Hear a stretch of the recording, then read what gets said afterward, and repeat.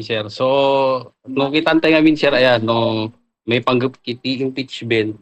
So, talaga nga, dati makon ko na nga proseso nga surutan na nga provided for by the Constitution. So, syempre, kailangan, ti makon ko na nga na ganan, ti panakay pilay, ti nananay nga ang impeachment complaint. Okay, nga gapo ijay House of Representatives. So, dati kailangan na itimakon ko ng verified complaint from the House of the Representatives. So, di ba, adangawin ti post ko nga may panggap iti the use of the term impeachment. So, when you talk about impeachment, it's actually, ang no, i-translate mo in Filipino, it means pagsasakdal. So, filing of a verified complaint. So, ang tanong is, VP Sara is already impeached? Okay, that answer is yes. Kasi nga, that is the yung kasing term na impeach is meaning isakdal. So meron ng pagsasakdal sa kanya, meron na because of the verified complaint coming from the House of Representatives.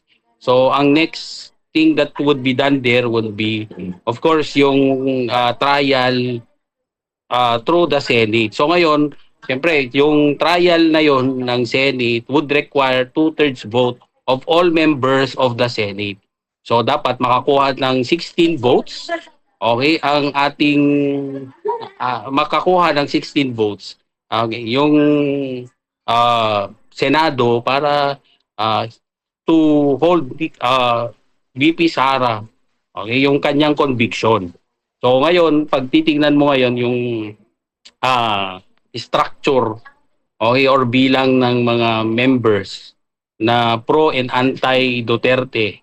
So nakikita natin na mas maliit yung bilang ng uh, pro Duterte. So ang ano naman natin diyan would be siyempre ang at this point what we see now is that maybe pwedeng makuha yung two-thirds vote. Kaya lang kasi in the history of the Senate trial, so pag titingnan mo sir yung tawag nito yung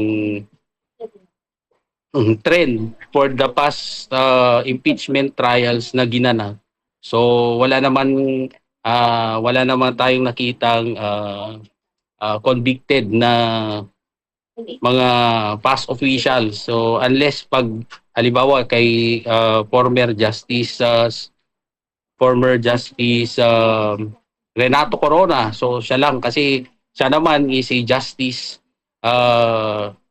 Supreme Court Justice. Ito ngayon is politiko yung ini-impeach natin. So ngayon we do not know kung baka syempre pag when you think of politicians in the Philippines, hindi ka secured na siya yung na yung pinapanigan niya ngayon kasi yan na ano yan nasusway.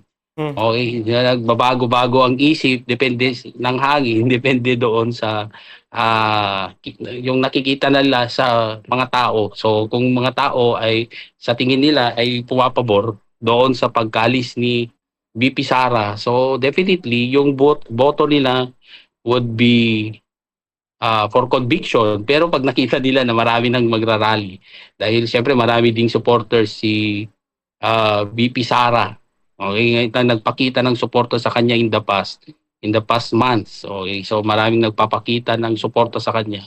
Baka siyempre yung pag ikaw yung senador, lalo kung you are aiming okay for yung re-election this coming May, yung midterm election. So most likely you have to go with the flow kung ano yung kagustuhan ng karamihan. So yun nga yung sinabi ko na it's because ngayon pag nakikita mo yung structure ng Senate mas marami pa rin ang pro BBM. So nakikita natin na there might be conviction. Kaya lang yun nga marami pang pagdadaanan yan, magta-trial pa sila.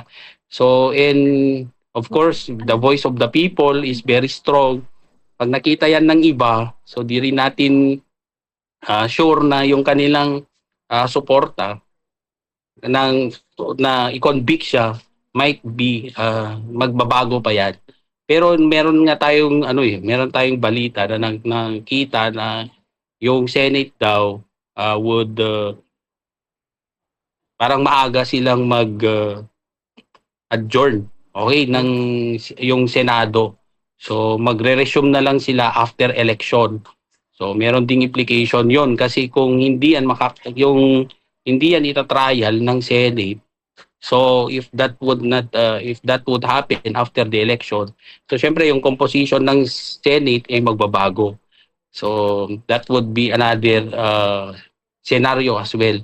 And when you talk about the impeachment trial, dapat yung filing niyan would only be once a year. So kung hindi siya matakel this year ng Senate, so it would take another year again to file. So magboboto ulit sila next year. Paano kung nagbago na yung composition ng House of Representatives? So that would also another, okay, that would be another parang path or daan.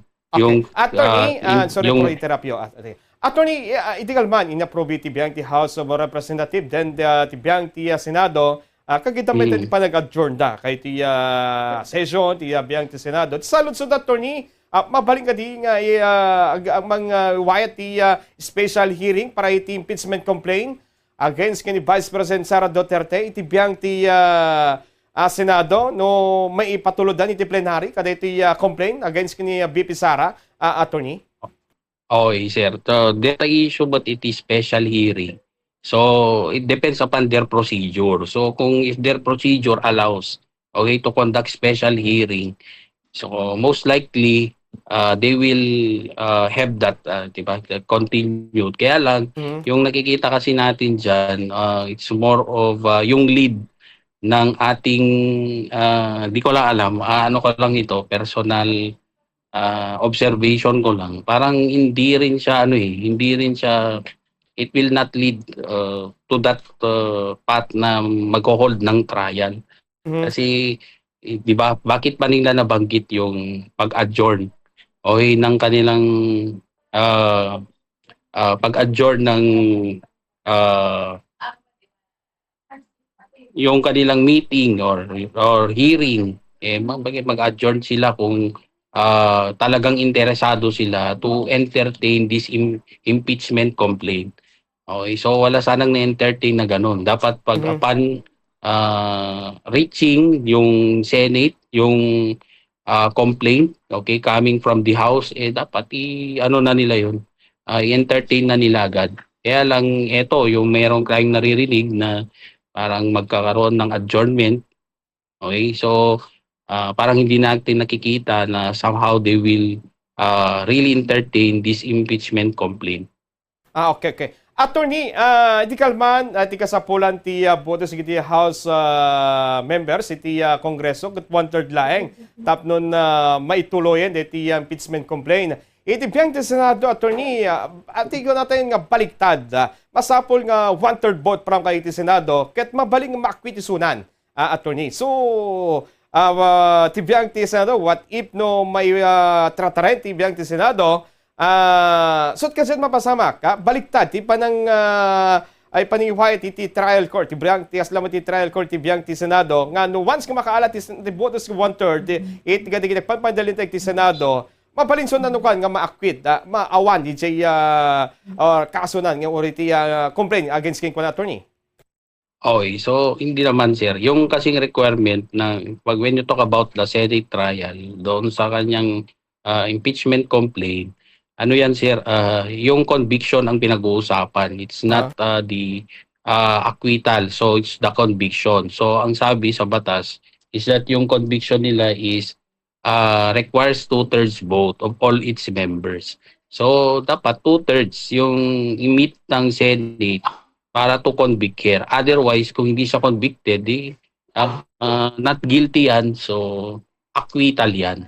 Okay, so yun lang naman yung ibig sabihin. So wala pa naman akong narinig na kailangan ng 1/3 votes to acquit, pero more of the ito yung nire-require ng batas is 2/3 in order to convict her doon sa kanyang impeachment complaint.